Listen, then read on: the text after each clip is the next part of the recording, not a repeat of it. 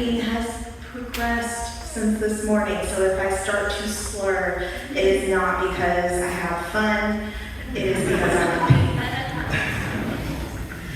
So, if you don't know me, I'm Vanessa, and my husband is back there making a treat.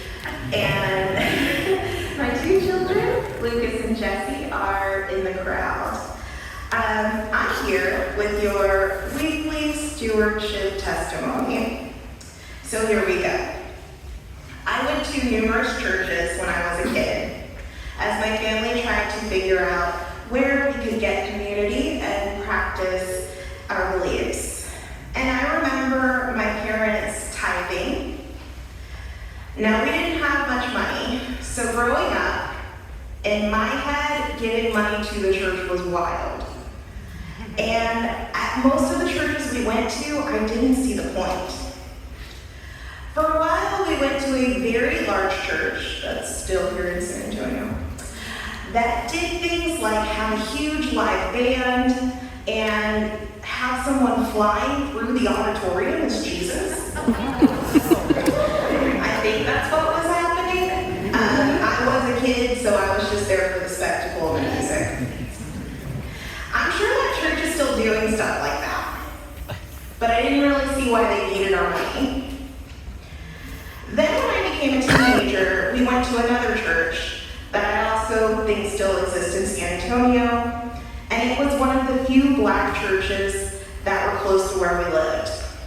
My parents, again, would tithe, and I knew they did it because it was always this like big white envelope that you had to hand into the basket. That's how you knew it wasn't just an offering.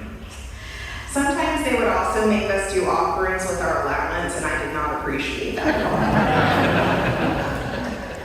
all. But this church was different. Yes, I do think the pastor was kind of living large with our money. But when my parents fell on hard times, this church gave my parents money to help sustain us. When my parents went through a difficult time in their marriage, this church counseled them.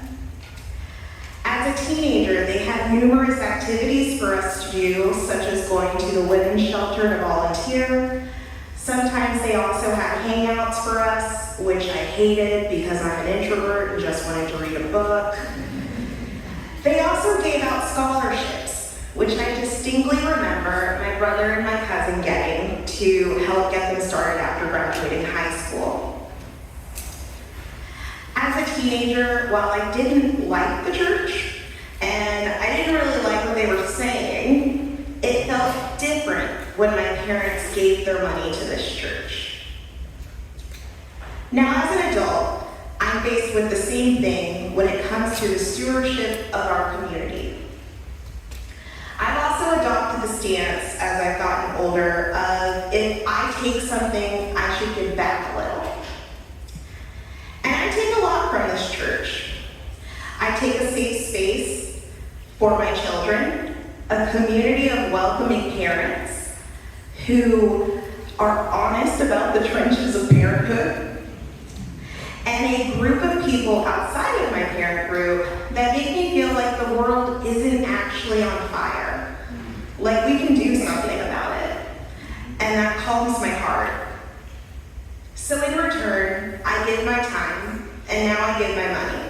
We give what we can. We don't have all the money in the world, but we do our best. And I believe most of us here in our community are doing the same. So I'm not going to stand up here and tell you $5 a day is going to save or sustain this community. You know we have bills.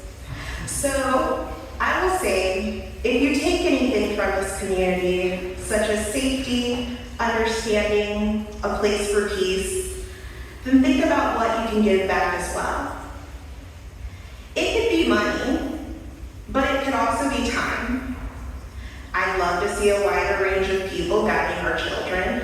Yes, this is a selfish plug for people to sign up for RE for the youth. But if you don't have time or money, because I know those things are scarce, your presence helps too. Meeting people and continuing to feel like the world isn't on fire is an important part of this community as well. Right. So it's not the most eloquent way of saying it, but give what you can in any capacity, but remember to take what you need as well.